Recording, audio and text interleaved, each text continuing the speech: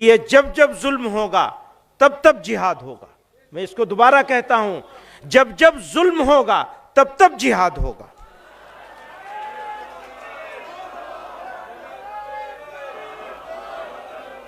आपस में जब तुम यक नहीं रहोगे तुम्हारी हवा उखड़ जाएगी। अल्लाह ये नहीं कहा कि मैं तुम्हें बचा लूंगा। उसी चीज को ये नहीं मानते हैं तो क्या रहबर है ये? हालिम इस दौर के जालिम है। मौलाना महमूद मदनी ने ऐलान किया है कि जब जब जुल्म होगा तब जिहाद होगा। साहब बोलने से फायदा नहीं है। क्या अभी जुल्म हो रहा है? क्या 90 में जुल्म नहीं हुआ? बगलपुर में जुल्म नहीं हुआ?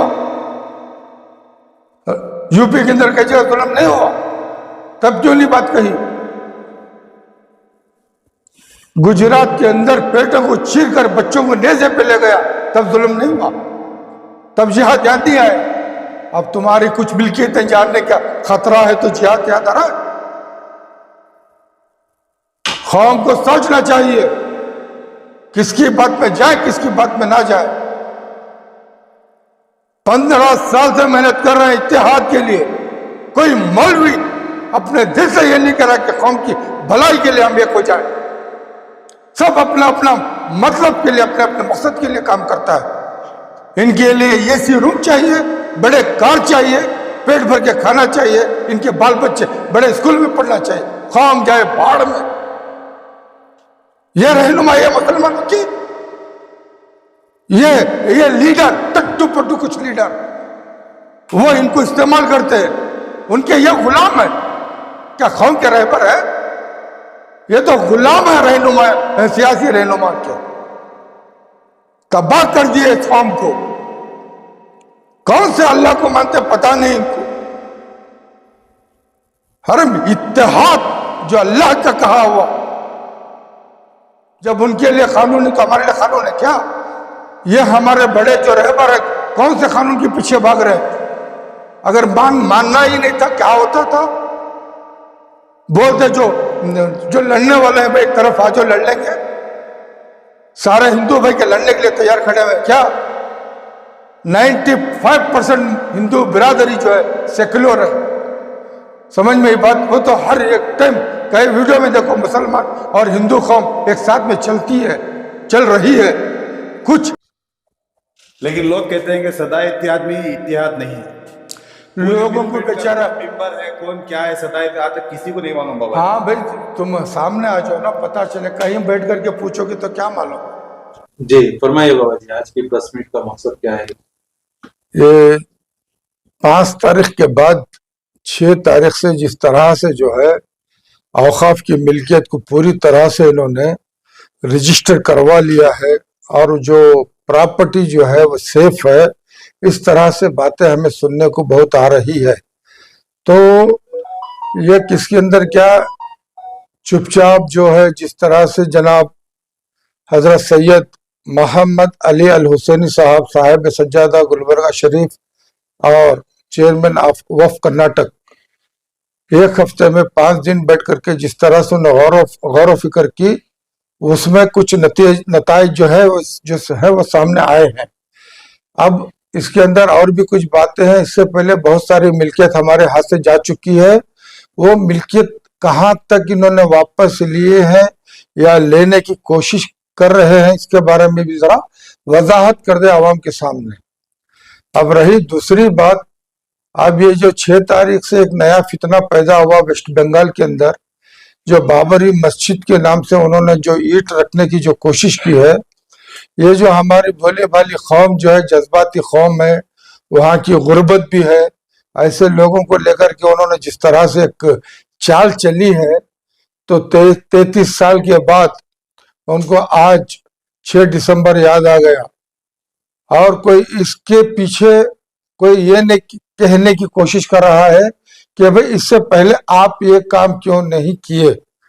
अगर बाबरी मस्जिद शहीद हुई दूसरे ही साल आपने इस तरह से कोशिश करते तो ठीक था, या फिर 92 में यानी कि 92 में जिस तरह से बाबरी मस्जिद शहीद किया इन्होंने, उसी टाइम दूसरे ही पल यानी कि दूसरे ही महीना पूरे हिंदुस्तान से ईंट और सीमेंट लेकर के अयोध्या क्यों नहीं गए? तो ये सारी बातें जो है एक तरह से इस कौम को जो है गुमराह करने की कोशिश हो रही है। तो इससे इस कौम को सिवाय नुकसान के कुछ नजर नहीं आ रहा है। अभी हाल ही में हमारी रियासत के अंदर जो चीफ मिनिस्टर ऑफ कर्नाटक को बदलने की बातें हुई हो रही है, इससे पहले हमने कहा था अगर ये कांग्रेस पार्टी जो हमारे मुसलमानों का नाम इनसे जोड़ दिया गया है, कांग्रेस यानी कि मुसलमान, मुसलमान यानी कि कांग्रेस, तो मेरी नजर में एक बात है कि हमारे बड़ों की कहावत थी, बकरा उसी को भरोसा करता जो खसाई है। वही हाल हमारा हो चुका है कांग्रेस के नाम से। आज बहुत सारे वीडियोस निकल के सामने आती है। 1949 के अंदर मूर्ति रखवाने में कांग्रेस पार्टी का हाथ था। 92 में जो है पीवी नरसिम्हा राव के जरिए जो शहीद करवाने में पूरा हाथ रहा, और उसी के बाद जो जाफरी को जो है गुजरात के अंदर एक पार्लियामेंट मेंबर को चलाया गया, उसके बाद जो यूपीए हुकूमत आई उनके वास्ते ना इंसाफ दिलवाए ये कांग्रेस पार्टी, ना वो मुजरिमों को सजा दिलवाए। उसी वक्त जिस तरह आज अमित शाह और मोदी पुराने केसेस उठाकर इनको दिखा रहे हैं, यही तो इसी तरह यूपीए हुकूमत जैसे बैठे वैसे गुजरात के गुंडों को अगर डाल दिया होता तो आज ये नौबत हमारे ऊपर नहीं आती थी। अब ये सारी बातें, पूरी बात कहाँ जाती है? कांग्रेस के ऊपर जाती है। अब मुसलमान क्या है, पूरी तरह इनके साथ इस्तेमाल हो रहे हैं। हमेशा ये देखने में आया दलित, पिछड़े, मुसलमान कांग्रेस की मदद करने वाले हैं। तो मैं इस बार की भी ये हालत देखने के बाद जो कहा था कि भाई अगर ऐसा ही है तो दलित में एक चीफ मिनिस्टर कर्नाटक में क्यों नहीं बनाया गया? मैंने 2-3 नाम लिए थे, उसके अंदर 7 मर्तबा पार्लियामेंट मेंबर और सेंट्रल में मिनिस्टर रहा KH मुनियप्पा का नाम लिया गया। उसके बाद में परमेश्वर जी परमेश्वर उनका नाम लिया, और मल्लिका अर्जुन खड़गे जो पार्टी के इनके प्रेसिडेंट हैं उनका, खैर उनकी उम्र है, अगर वो संभालते तो ठीक है, नहीं इस तरह मैं उनका नाम लिया। और मुसलमानों के बारे में भी कहा था, बार बार कहा।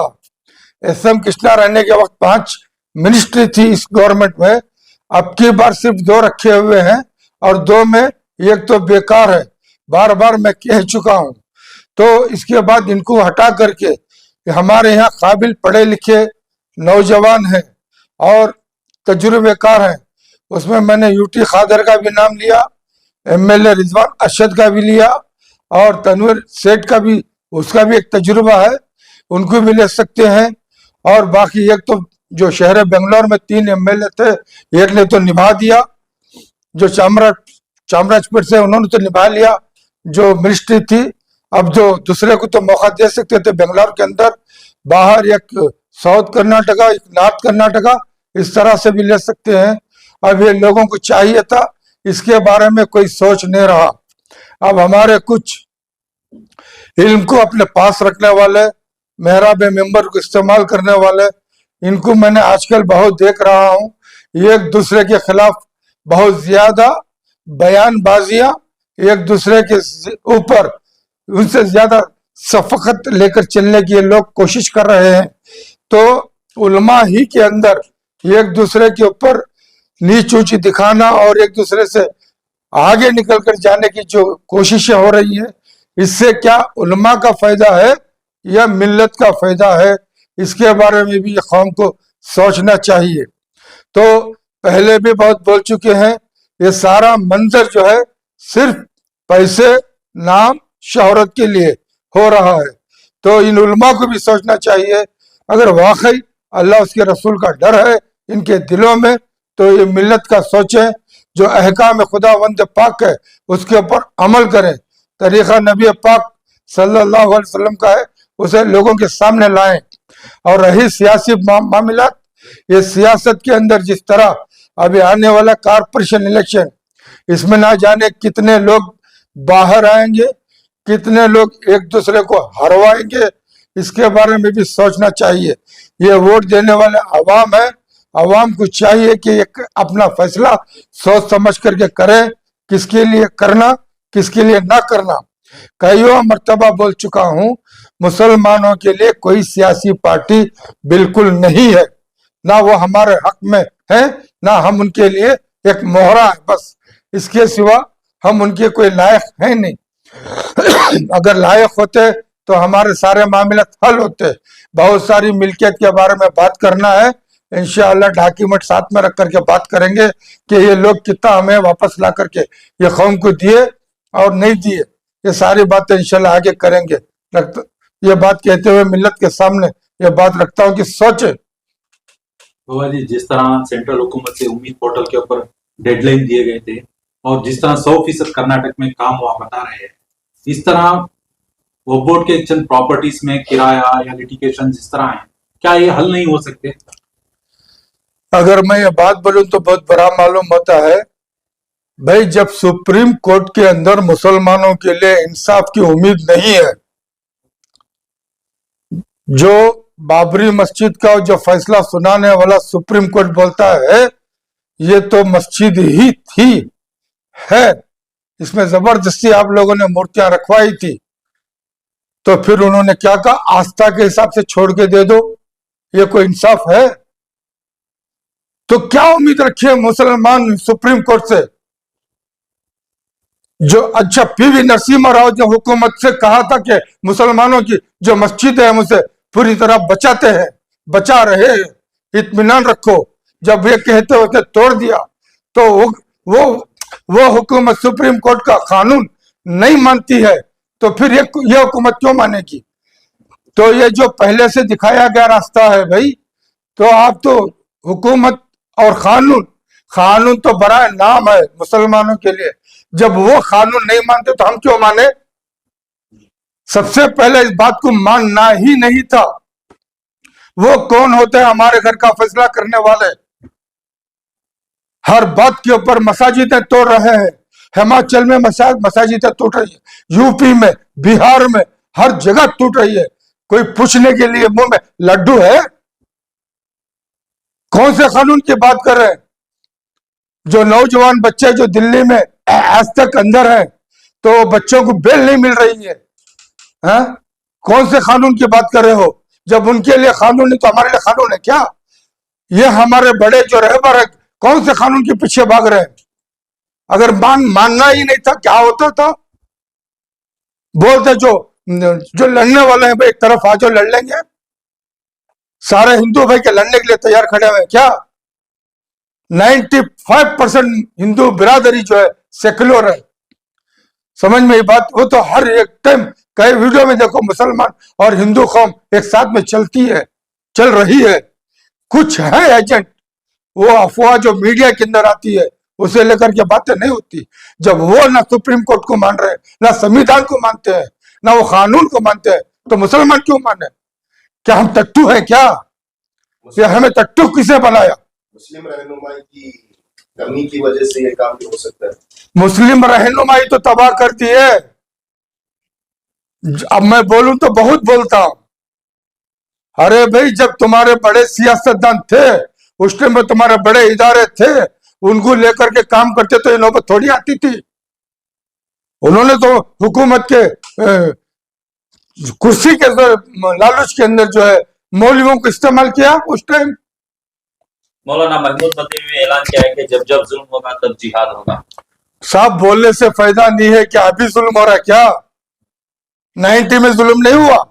भगलपुर में जुल्म नहीं हुआ? यूपी के अंदर कैसे जुल्म नहीं हुआ? तब क्यों नहीं बात कही? गुजरात के अंदर पेटों को चीर कर बच्चों को नेज़े पे ले गया, तब जुल्म नहीं हुआ? तब जिहाद याद नहीं आया?